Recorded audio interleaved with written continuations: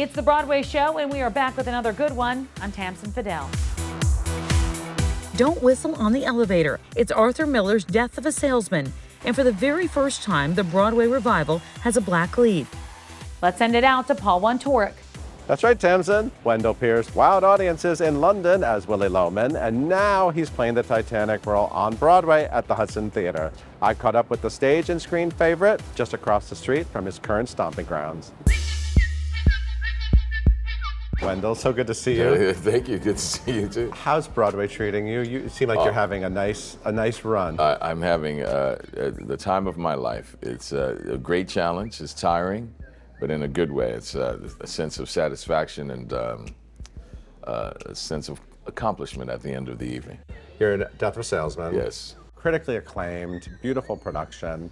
You could probably do it, for a while. You could sit down for a while, but you're here for like a nice, healthy run through January 15th. Yes, very good. And I know you did it in London before, and this was sort of a dream to bring it here. Yeah, we did it in London. It's everyone assumes that we kind of like went straight from London here, but it's been a hiatus of 2.5 years and because of the pandemic. Yeah. So it's like a renewed take on the play, with a new cast, and there's a lot of sense memory that comes to it. And so I remembered a lot. My body, my emotions, my spirit remembered a lot of the work that we had done, and then working with new people just gave it even more new life. So Willy Loman, that's one of the big Titanic stage roles for an actor. You ever dream you would see it on your resume? I did not, but I actually met a young actor last night as I came out of the theater, and he reminded me that I told him years ago that I wanted to do the role. I had not remembered it. And then when the offer came, I jumped at the chance. I leapt at the chance because it is one of the great challenges. Every night I feel as though I'm at the base camp of Mount Everest, looking up, and at the end of the evening I have the summit. And it challenges me, every part of my being, and it is the thing that makes me really appreciative of all the work that I've done in preparation for it. When you have a career, you've had an incredible career, film and TV and stage. Does it feel like sort of the culmination of the hard work when you have something like this? Absolutely. It's kismet that at this point of my life and in my career that I'm playing the role, because there's a catharsis of career and of my personal journey that I am doing this reflection on, this self-reflection that serves the play and serves an illumination and understanding of the play, and then the lessons that the play teaches, that there's your first wealth is love of family and not of materialistic things, how to deal with those insurmountable odds. And so it is the culmination of my career coming together. Arthur Miller wrote an incredible family drama, American family drama. This is the first time on Broadway it's a black family. Do you think that factor is instrumental to the success of what audiences are feeling in this production, or sort of incidental? It is absolutely instrumental to the impact that it's having on people, because it is so impactful, because it enlightens the material, amplifies the themes of the material even more, because what was the usual humiliation, the usual self-destruction, the usual variables that are placed in front of Willy's pursuit of this American dream become even more insurmountable, going back to that word, because of the micro and macro aggressions that were happening in the racial culture of this country for a black family in 1949.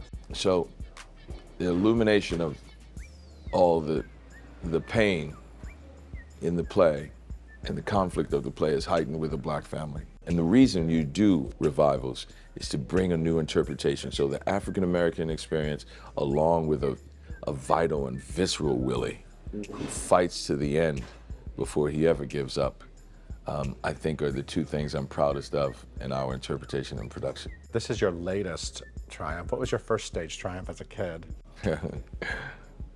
My first play ever was in kindergarten. I played Chicken Little The sky is role. falling down. Turkey Lurkey, and I remember Turkey Lurkey. I can't remember everybody else. But the sky is falling down. The sky is falling down. And I had on a really wonderful little short sleeve white shirt with a yellow bow tie and yellow pants, you know. So it was great. I was Chicken Little. You nailed it. I nailed it. I nailed it. I'm And sure- actually, the thing that got me back into it was in 5th grade. I did a play at the University of New Orleans with a graduate student from a theater camp that I went to. She called me back in, and I did Midsummer's Magic. So you stole the title. Midsummer's Magic was a children's play where I got lost in the woods, and they were having their Midsummer Festival that the troll would always destroy every year. And the little boy, Jeremy, who got lost in the woods, figured it all out, said, "Did you ever invite him?" He said, "Oh, no, we never have." And I solved it. I solved the whole problem of their Midsummer Magic Festival, where the troll was invited. So Mr. Fox and Wilhelmina Weasel and all the other characters had a wonderful festival. And as I'm about to join the festival, you hear, "Jeremy, Jeremy." I said, "I have to go. My mom's calling me." So I saved the day, and I left stage right. And then I was hooked. I was playing football, got to high school, and they came recruiting for my performing arts high school, and I told the coach, "I'm going there for acting." He's like, "What?" and that's how it all started. So when you say that Willie Loman is the culmination of everything you've ever done, you're including Chicken Little. Absolutely. Absolutely. When I'm having those flashbacks, when I am having the synaptic nerves of falling off, man, Willie Loman is the first one saying the sky is falling in. You know what I'm saying? He's the first one. He's hearing voices. He's seeing things. Oh yeah, diamonds shining in the dark, hard and rough. I could just pick up. I see it like a diamond. I see diamonds. You know, I hear voices. Oh yeah, the sky is falling in. On Willie, definitely. A man must have a code. Oh, no doubt. I have to ask you one thing about The Wire. Yes. You had an amazing TV success with The Wire. Yeah. It is regularly sort of credited as maybe the best TV show, one of the best TV shows. We're always in the top 5 at least. Yeah, top 5, definitely top 5. How does it feel to be a part of something like that? It feels very special. I wish it for everyone, right? We always know I wouldn't wish this on my worst enemy. It's the opposite. I wish this for every actor, that they would have something that's so defining of their work in the arc of their career. And I think Death of a Salesman is going to be that for me now. I've become a part of a small fraternity of men who played the role that I think about every night. You know, I think of the 5 men who played it on Broadway.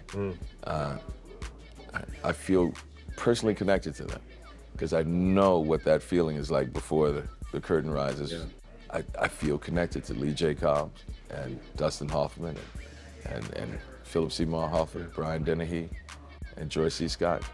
Yeah.